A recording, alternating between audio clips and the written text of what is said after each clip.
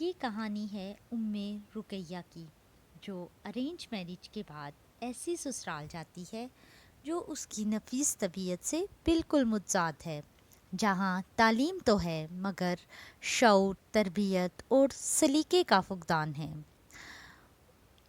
رقیہ کی شادی کے ایک ہفتے بعد اس کی کزن فجر کی شادی ہوتی ہے، اور جیسا سسرال رقیہ اپنے لیے چاہ رہی ہوتی ہے ویسا فجر کے حصے میں آتا ہے۔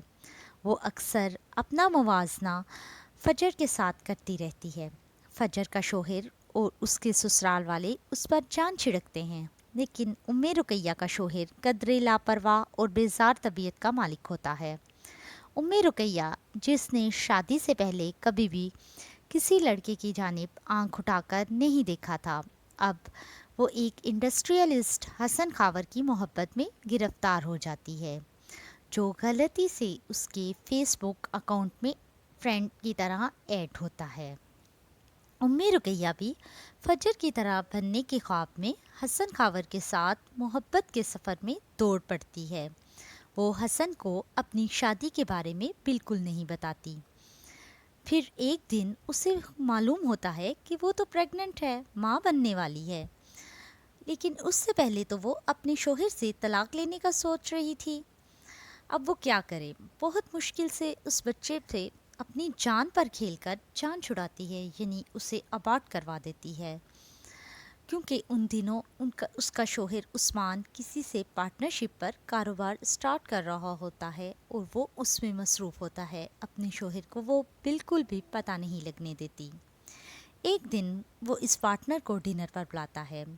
وہ پارٹنر کوئی اور نہیں بلکہ حسن ہوتا ہے۔ حسن رقیہ کو عثمان کے گھر دیکھ کر یہ سمجھتا ہے کہ وہ عثمان کی بہن ہے۔ انہی دنوں عثمان اپنے بڑے بھائی سے کاروبار کا جھگڑا کر بیٹھتا ہے، کیونکہ اب تو وہ حسن کے ساتھ پارٹنرشپ پر ہے، تو بڑے بھائی کے کاروبار کو وقت نہیں دے پاتا، جس پر ماں باپ بھی بڑے بھائی کی سائڈ لیتے ہیں۔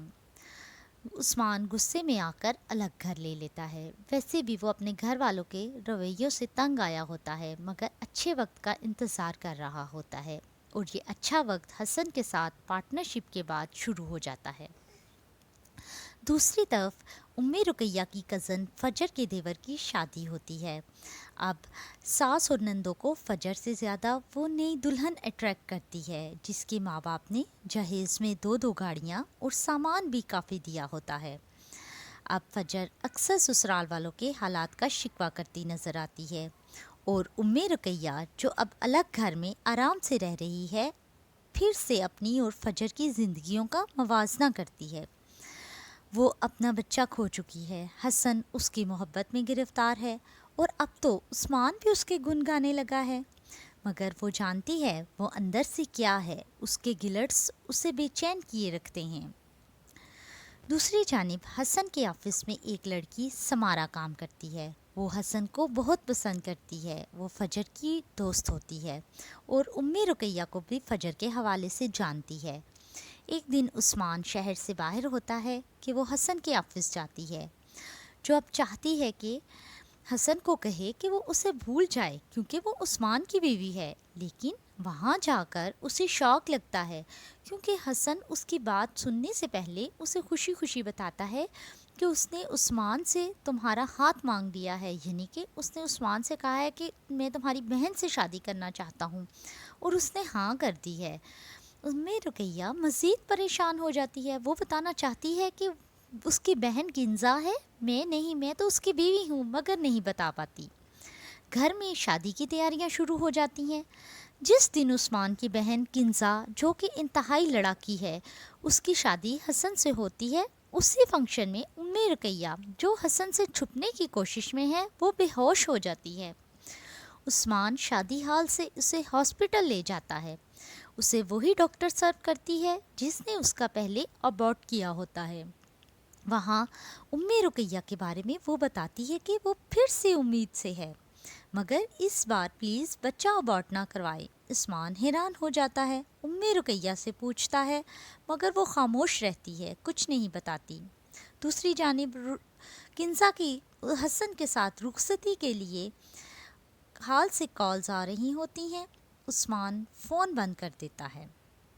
کنزا کا چہرہ دیکھے بغیر رخصتی کروا کر حسن اور اس کے ماں باپ اسے گھر لے آتے ہیں اور وہ حجلہ عروسی میں اپنے خیالات کا اظہار کر رہا ہوتا ہے۔ اس کے بعد جب وہ گھونگھٹ اٹھاتا ہے تو شاک رہ جاتا ہے۔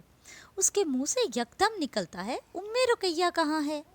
کنسا کہتی ہے، کیوں؟ بھابھی کو تو اس وقت عثمان بھائی کے پاس ہونا چاہیے تھا، یہاں کیوں ہوگی؟ یہ راز تب اس پر کھلتا ہے۔ وہ پریشان ہو جاتا ہے۔ وہ رقیہ سے بدلہ لینے کا پلان کرتا ہے۔ ساری رات لان میں سگریٹ پی کر گزارتا ہے اور پلاننگ کرتا رہتا ہے۔ صبح کنزا سے سوری کرتا ہے۔ اب وہ صبح کنزا کو لے کے رقیہ کا پتہ لینے جاتا ہے، جو کہ شادی والے دن بے ہوش ہو گئی تھی۔ رقیہ عثمان کو جھوٹی کہانی سنا کر مطمئن کر چکی ہے، جو کہ اس نے اپنے ابارشن کے بارے میں بتایا تھا۔ حسن وہاں جاتا ہے اور نارمل ری ایکٹ کرتا ہے۔ رقیہ بھی حیران ہو جاتی ہے۔ وہ پھر اسمارا کے ساتھ مل کر اس کی فوٹوز، چیٹ اور ویڈیوز کو ایڈٹ کرتا ہے اور اسمارا فجر کو دکھاتی ہے کہ دیکھو رقیہ اور حسن کا افیئر تھا۔ فجر، جو اب پہلے ہی جیلس ہے عثمان اور رقیہ کی شاندار زندگی سے، وہ رقیہ عثمان کو بتانے کا کہتی ہے۔ بدلے میں یہ اپنے شوہر عاطف کے لیے عثمان کو کاروبار میں 30% شیئر دینے کا کہتی ہے۔ یعنی کہتی ہے میں رقیہ کو بدنام کر دوں گی، لیکن عثمان 30% شیئر دے۔